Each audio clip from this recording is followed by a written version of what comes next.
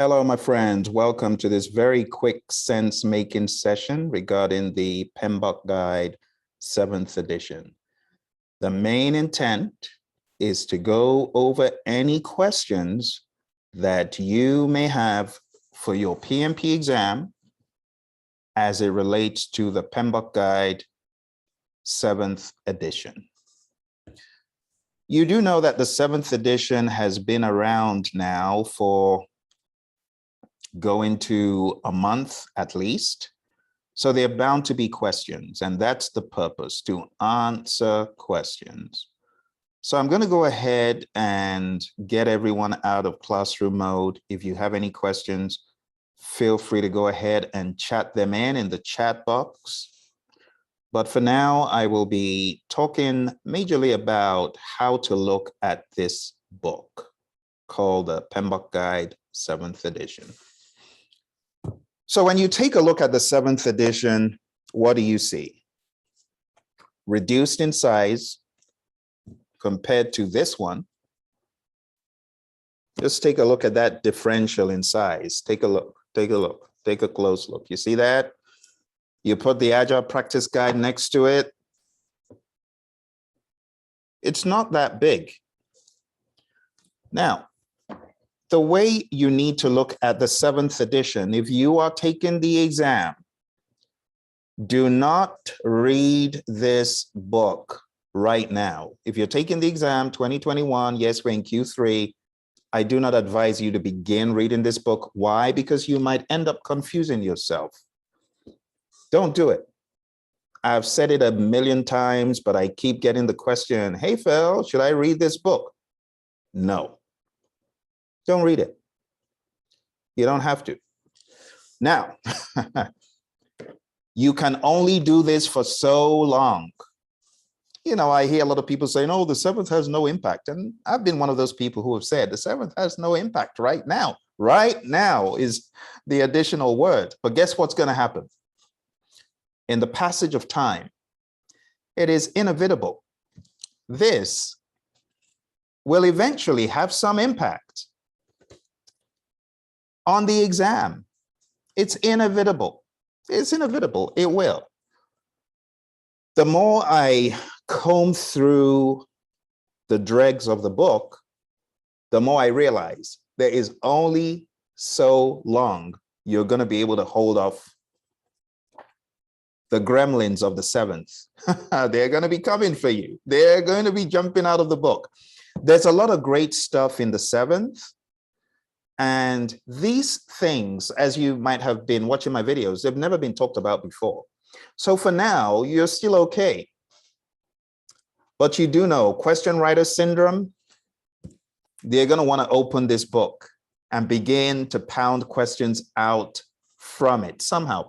We've seen this happen across editions. We saw it on the 6th, we saw it on the 5th.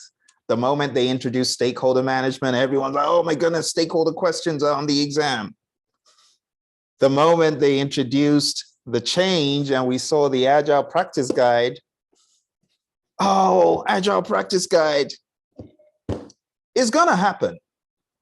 The question is, how long can we ward off the 7th gremlins from jumping out of the pages onto the exam?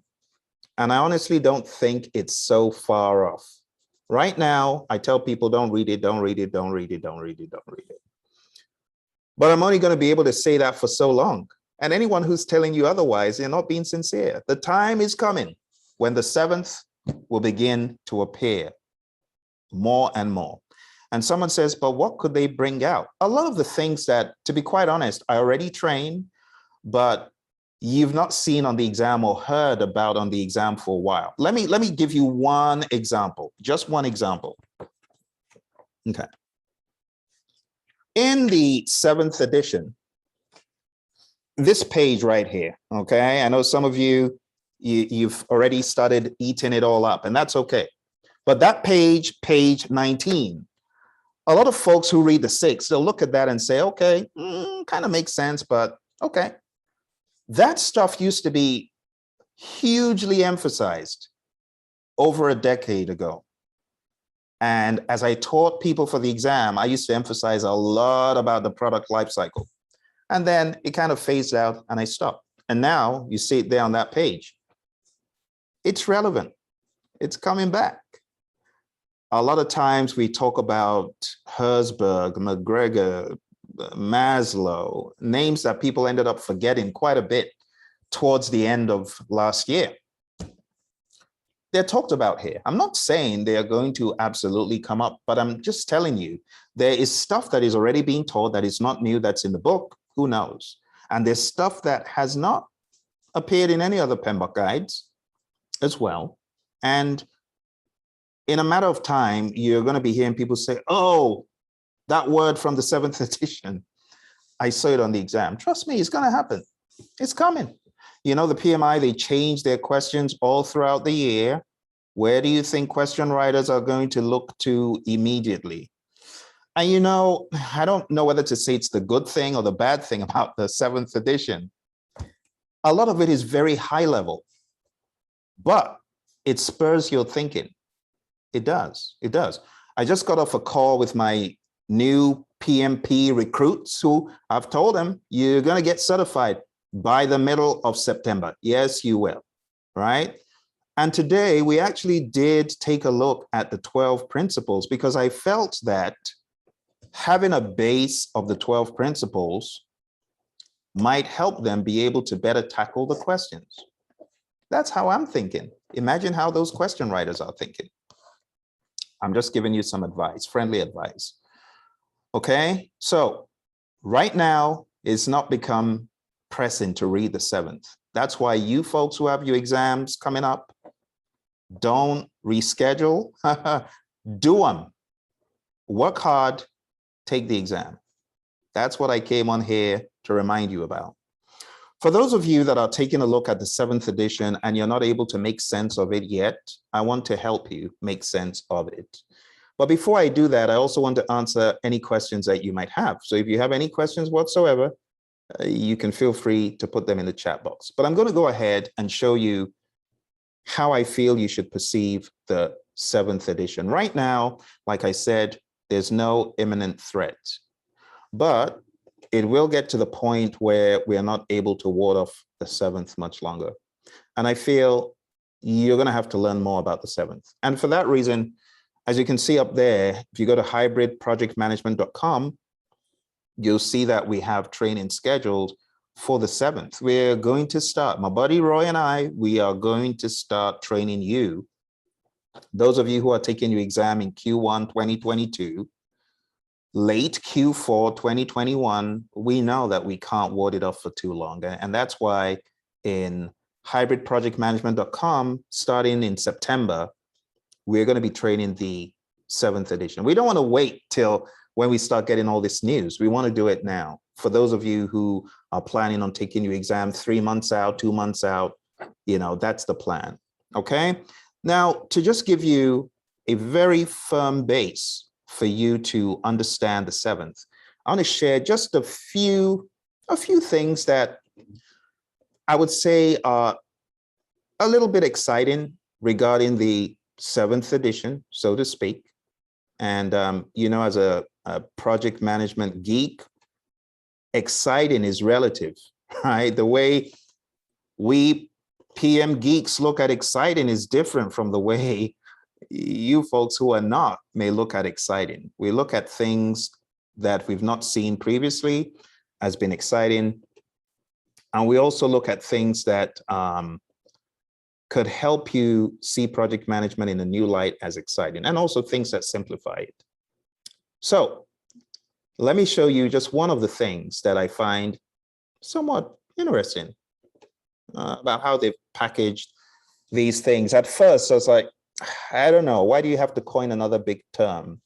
But I want to show it to you for all it's worth. All right. So talking about the PMBOK Guide 7th edition, it has many nooks and crannies.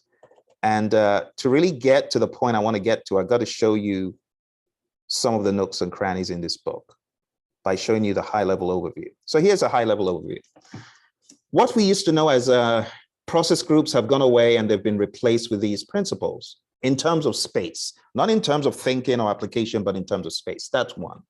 Two, what we have known as knowledge areas, they have pretty much gone away, and we're seeing the talk about the domains, okay? And of course, there are appendices, there's a glossary, there's standards plus, which I think is really awesome because it is an unending plethora of stuff that you can use to learn and grow. That's on PMI's website, that's that.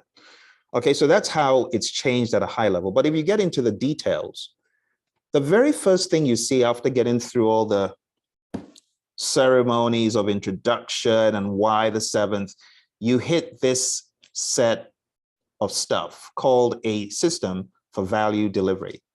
And all I want to do today is show you what that system for value delivery looks like.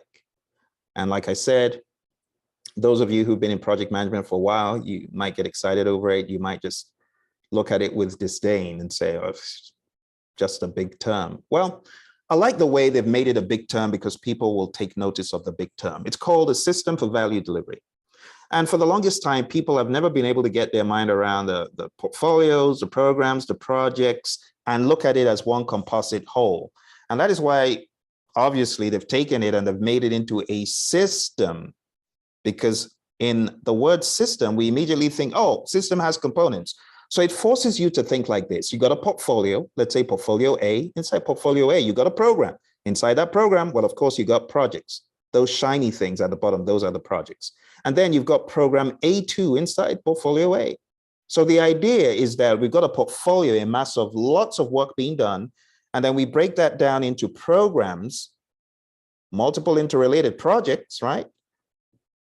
And then we also look at portfolio B, which has standalone projects in it, standalone projects that are not in a program. And then we also have program B1, which is full of projects itself. So it shows you the hierarchies and the relationships within the system. You can have portfolios in the system for value delivery. You can have programs such as program N1, that is a standalone program. And inside that program, you got projects. But you also have standalone projects within this system for value delivery. And guess what? What supports the portfolios, the programs, and the projects? It's the operations. It's the operations. So when you take a look at this system for value delivery, you see how projects, programs, and portfolios work together for the betterment of the organization. Why do we run these projects, programs, portfolios? To deliver value. That's the overall idea. And like I said, it makes you pay attention, if nothing else. Okay. Now, when you take a look at this system for value delivery, I want you to think about a different type of system. I want you to think about a biological system. Hey, how about an aquarium? Let's think about an aquarium. If we think about an aquarium as the system for value delivery, it becomes a lot easier to remember the components.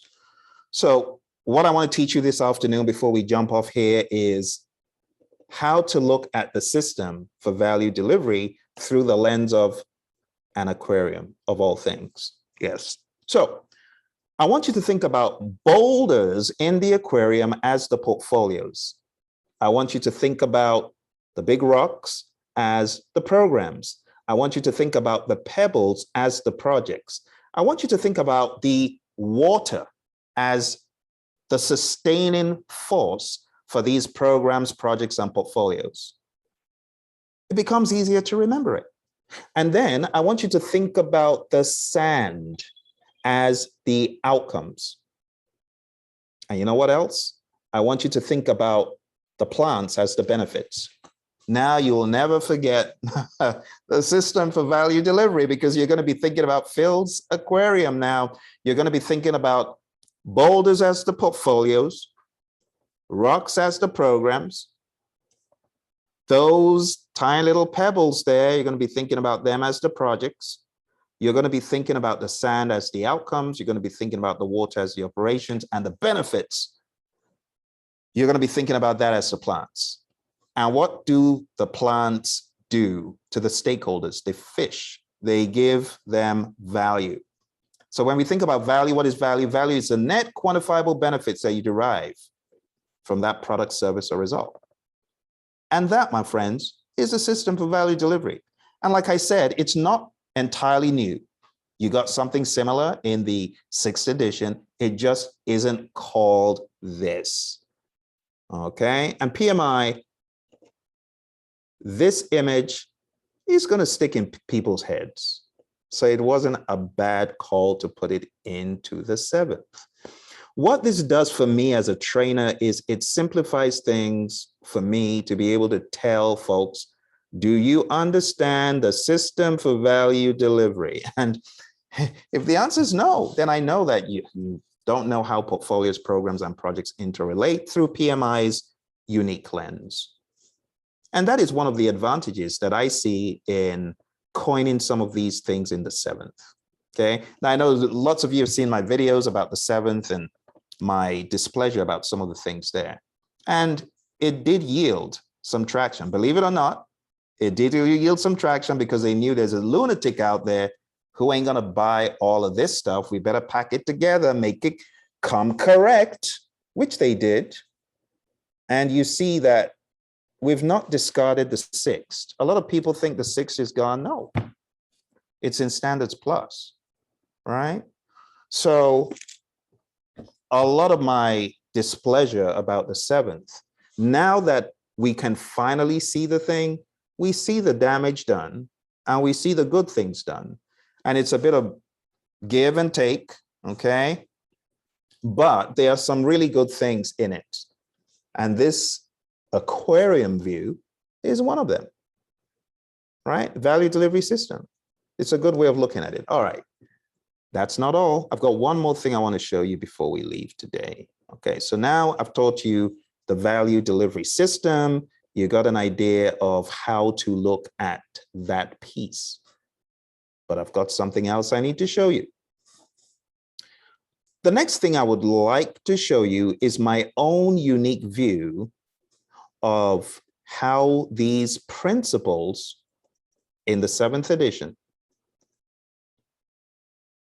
relate with what the PMI have coined as domains in the 7th edition, which are new.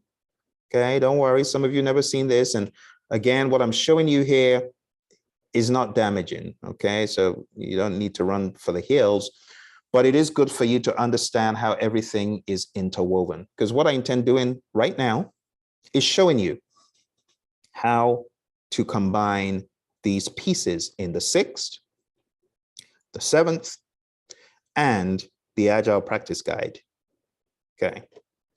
So, never before seen like this. Definitely not in the PMBOK guide. This is Phil's own unique view. I'm going to show you, those of you who have not been watching the channel, I'm going to introduce you to the process group Pentagon. In project management, there are 5 groups of processes. And we call them initiating, planning, executing, monitoring, and controlling, and closing. But guess what? They are supported by the 12 principles. Those are at the base. Someone says, what are the 12 principles? Well, be a diligent, respectful, caring steward. Create a collaborative project team environment. Teamwork makes the dream work. Effectively engage with stakeholders. If your stakeholders aren't engaged, you are finished. They'll kill your project. So get them engaged effectively, right? Focus on value. What happens when you don't focus on value? You produce garbage. No one's going to use it. Customers not going to pay for it. And even if they do, you lost them. So we need to focus on value so that whatever we deliver is truly valuable to the customer. We want to recognize, evaluate, and respond to systems interactions, demonstrate leadership behaviors, right? What is leadership? It's all about influence. Tailor based on context. Don't use the entire kitchen sink. You got to tailor it down, right? Build quality into processes and deliverables for obvious reasons. Navigate complexity, whether it's human behavior, human interactions, system behavior, system interactions, whatever it is, you got to navigate complexity. And you got to throw in a dose of Agile because PMI's research, I know lots of you may not read PMI's white papers, but you should, because you're a member of the PMI. and your membership fees and monies you pay the PMI, they use it to do this research. You should be reading their research. Anyway, long story short, research that they did, it showed that those companies that are agile in their thinking, but predictive in their approach, are a lot more successful than companies that are predictive in their thinking and predictive in their approach. So what does that tell you? Agile adds immense value and advantage. So you got to navigate complexity with an agile mindset. I'm not talking about using agile methods. I'm talking about an agile mindset. Number 10, optimize risk responses. How do you do that? Respond the most appropriate and the best way in the interest of the firm to risks, be they positive or negative. Number 11, embrace adaptability and resiliency. Be adaptable, be resilient. How do you do that? Number 12, enable change. So being adaptable and resilient is all about you bouncing back in response to change. Number 12 is about enabling change in the first place to achieve the envisioned future state. What do we mean by that? Well, a project moves you from state A to state B. It moves you from your current state to your future state. And these are things that you're just expected to do. So when you have that in mind and you take a look at the 5 process groups, it then makes sense as to why you need to think about the principles first. Okay.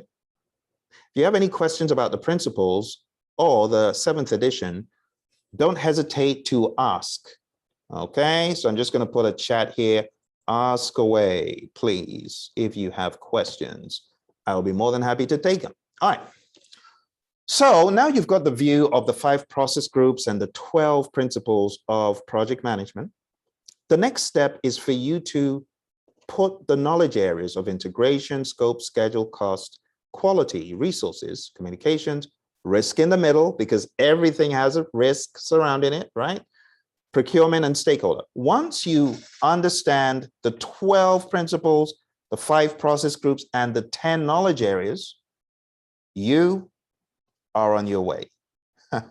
You're on your way to understanding this crazy maze of project management as presented across 3 publications. What are the 3 publications?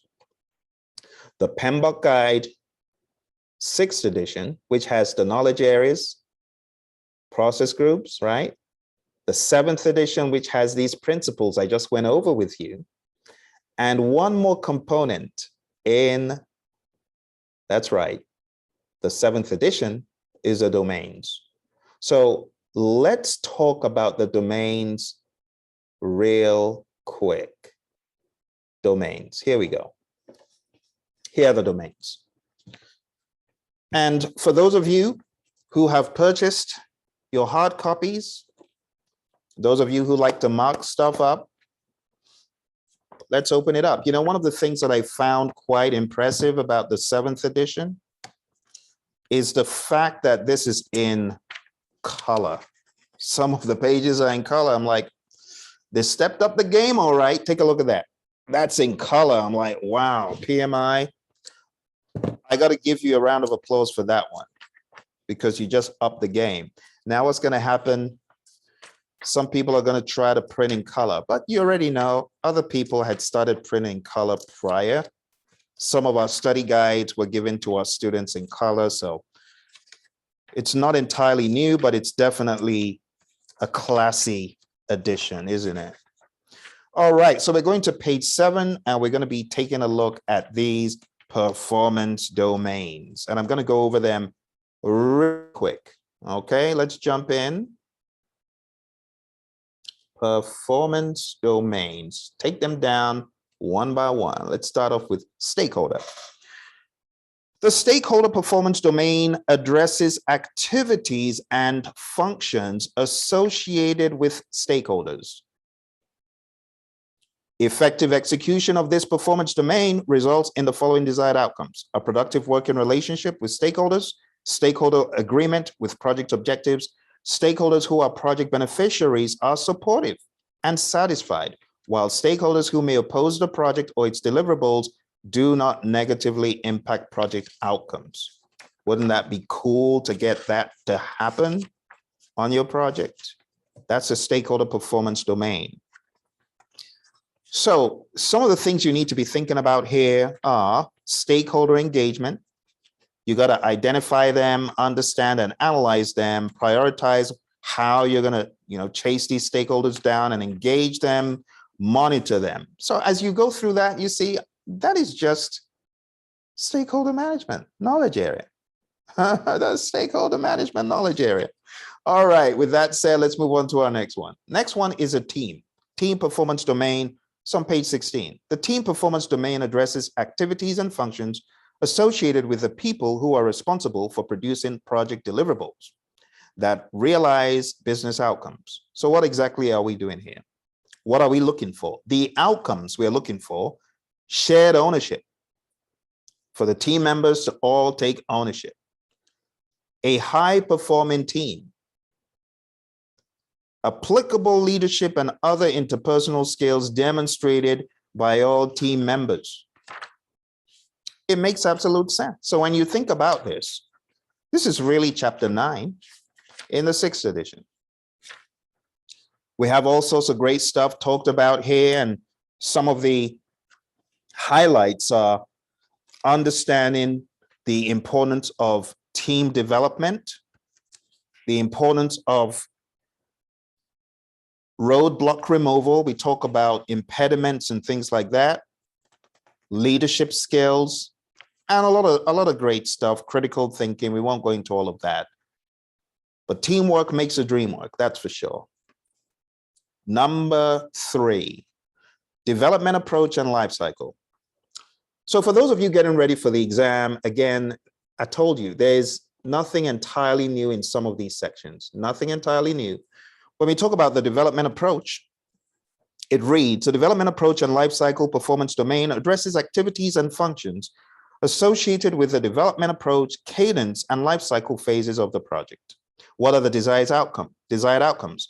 Development approach that is consistent with project deliverables, a project life cycle consisting of phases that connect the delivery of the business and stakeholder value from the beginning to the end, and a project life cycle consisting of phases. Here's the summary.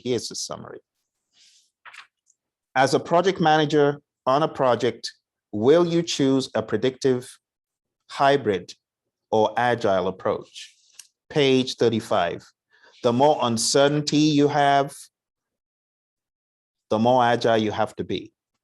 And that is really the story in development approach and life cycle, not entirely new. The next one here is planning.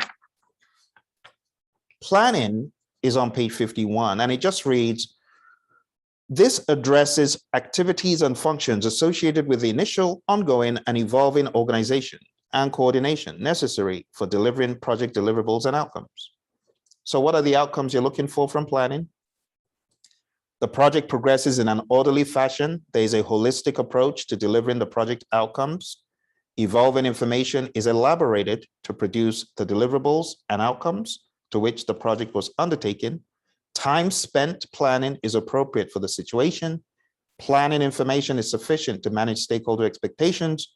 And there is a process for the adaptation of plans throughout the process, throughout the project, based on emerging and changing needs or conditions.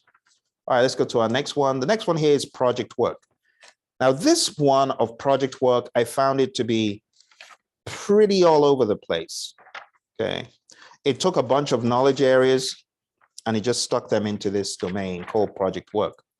It reads: project work, this performance domain addresses activities and functions associated with establishing project processes, managing physical resources, and fostering a learning environment. So immediately you see manage project knowledge, and you also see a lot of stuff in resources. The outcomes you expect from here: efficient and effective project performance. Project processes are appropriate for the project, appropriate communications, efficient management of resources, physical resources, effective management of procurement. You see, I told you it's kind of all over the place.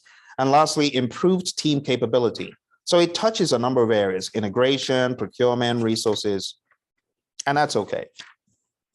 All right, let's move on. We got 3 more. The next one is deliverables.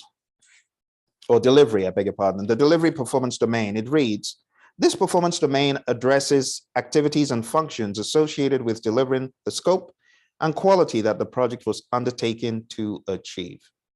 Now, if you read the outcomes, projects contribute to business objectives and advancement of strategy. Projects realize the outcomes they were initiated to deliver. Project benefits are realized in the time frame in which they were planned. The project team has clear understanding of requirements, and stakeholders accept and are satisfied with project deliverables. So when you take a look at this, what you're seeing is something more of a scope nature. You're seeing a little bit of scope. You're seeing a little bit of integration. You're seeing a little bit of stakeholders, perhaps. So again, it's one that is not just one knowledge area, but a combination of knowledge areas. They also include the definition of done, which kind of takes you down the agile terrain a little bit. All right, let's go to number 7. Number 7 is measurement. And measurement, the good thing about measurement is it provokes a little bit of thought about, hey, what are you measuring? What you're measuring, is that value?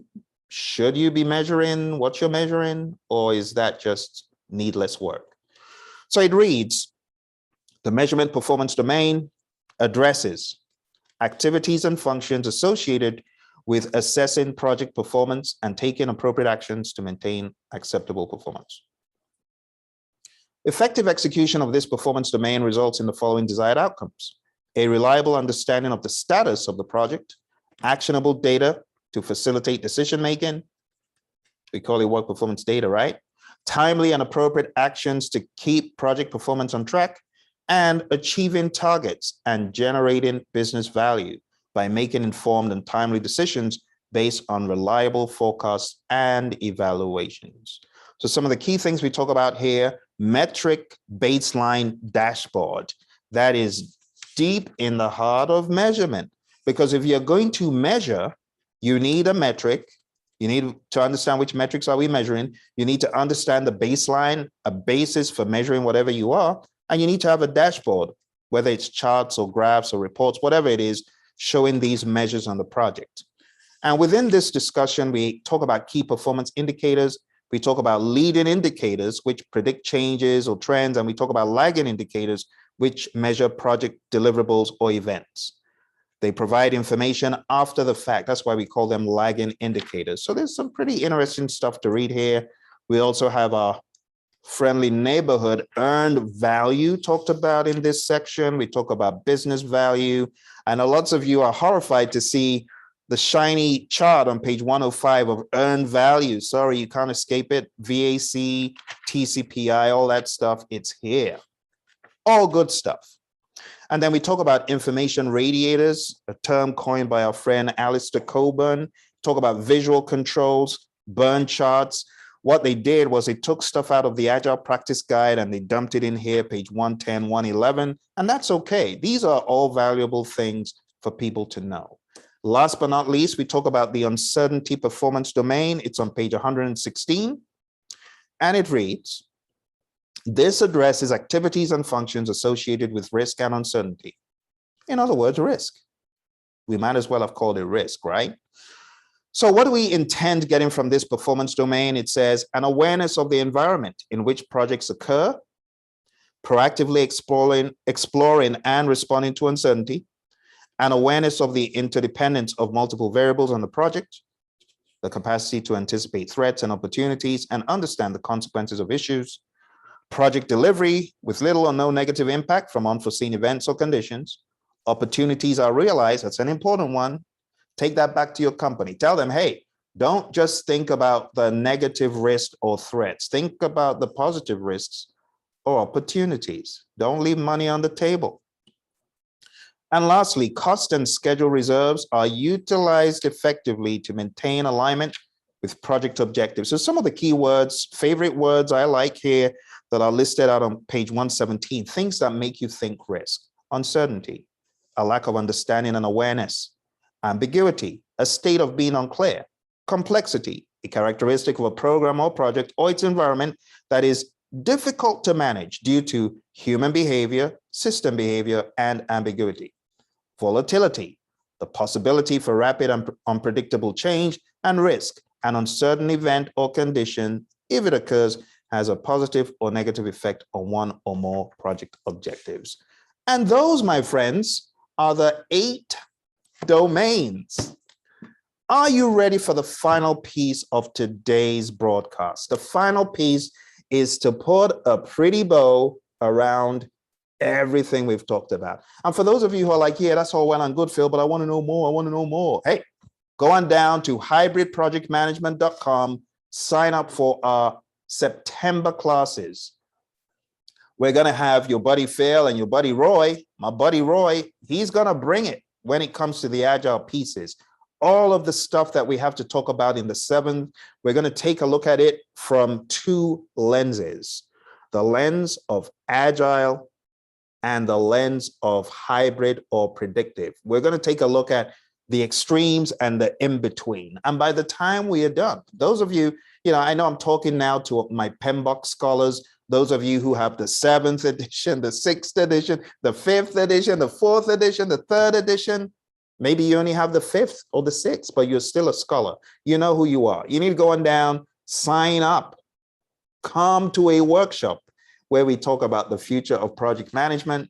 This is not a PMP exam training course, by the way. So, if you really are looking forward to understanding more of the 7th and applying it to the real world from an Agile lens, a hybrid lens, a predictive lens, you need to go on down to hybridprojectmanagement.com. Do it right now, because you want to know more about what your friends at the PMI have done, and you don't have the horsepower to go through it yourself. But Roy and I will be doing this over 4 weeks, okay? Now, are you ready to see the final picture? This is the final picture of the 7th, the 6th. Oh, I should have mentioned, and Agile. So this is going to be quite a journey in the next few seconds here that I'm going to bring up to show you. There's a lot of stuff that I'm going to show you here. In the meantime, let's see any questions. All right. I stopped the recording for a second. Let's continue. So what I'm about to show you is everything together. And I refer to this one more time. I call it the process group pentagon. Not in the PMBOK guide.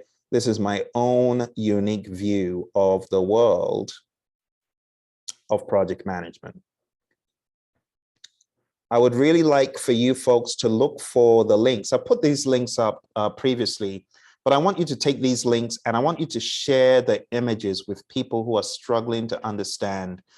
For those of you who actually teach this stuff, go ahead and use those sheets that I've shared, but I want you to take each one of these knowledge areas and put it in context and help people understand all the knowledge areas from this angle of the pentagon, with risk in the middle, with the principles at the base, and with the 5 process groups surrounding. I want you to take these things and explain to people, because a lot of folks they're getting lost, and that's no good, right? We as project leaders need to explain to people who are lost how to navigate the terrain, all right? So with that said, let's take a look one more time. We've talked about the 10 knowledge areas, the 5 process groups. Are you ready? Here's the last piece. Last piece is the domains.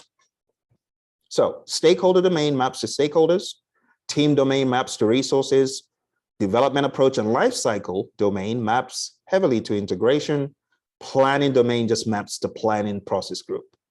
Project work maps to resources, project work also maps to integration, delivery maps to scope, measurement maps very, very heavily to monitoring and controlling.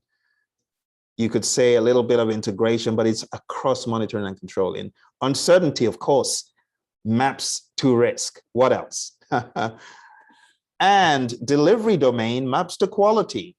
Project work domain maps heavily to executing. And guess what? You take this image of your PMBOK guide 6th and 7th combined, you know what we're going to do with it? We are going to put it into a bigger container. Someone says, what are you talking about, Phil? Which container? I'll show you. We're going to take all of this great stuff we've talked about, 12 principles at the base, the knowledge areas, the process groups, the domains, and we're going to talk about more overarching thinking. Think about this.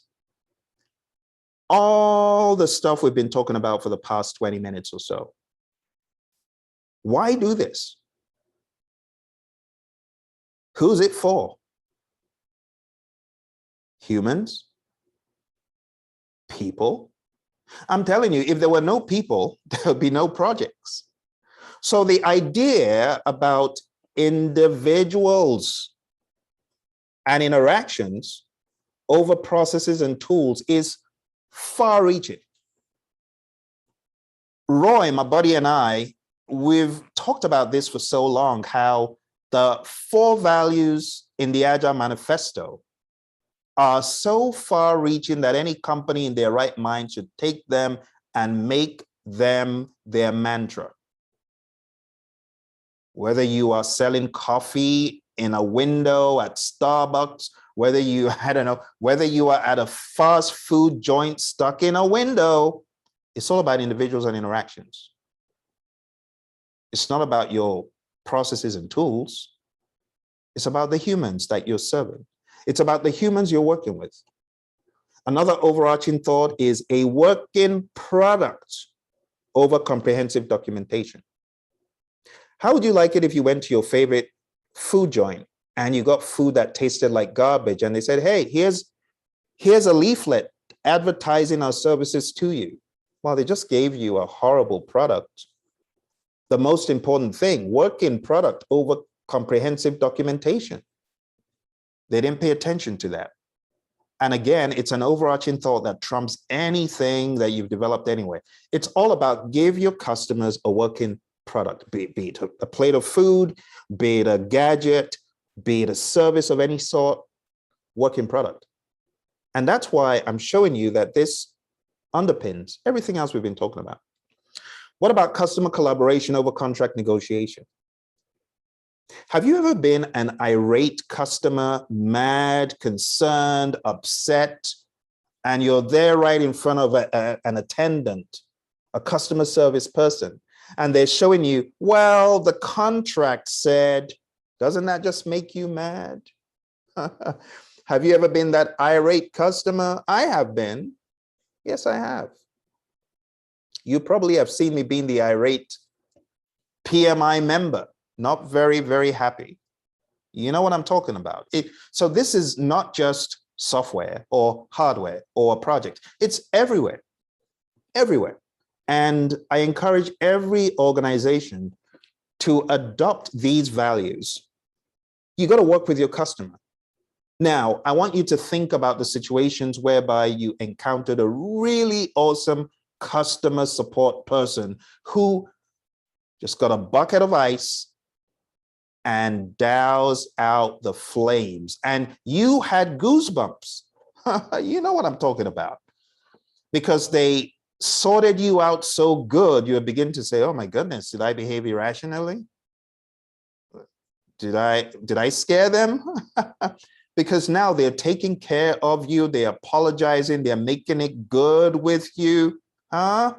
You know what I'm talking about. And that's why I say customer collaboration trumps everything. You got to work with your customer. You got to understand that having that customer in your company, in your business, is a privilege to you because they could have gone anywhere else. Someone said that even if you're a company owner, you very quickly realize that you have a boss, the customer, because they can go anywhere and spend their money somewhere else. And that's why the likes of Disney, when they have people coming into their company, they realize they're not just visiting Disneyland as a customer. No, no, no, no, no, no, no. They are a guest. They realize they are a guest. and they hold them in high esteem. And that's the mindset other companies need to adopt. Have you ever seen in the media, in the news, when people are treated so shabbily in a service? It's disheartening. They obviously need to learn the Agile manifesto values. Last but not least, responding to change over following a plan.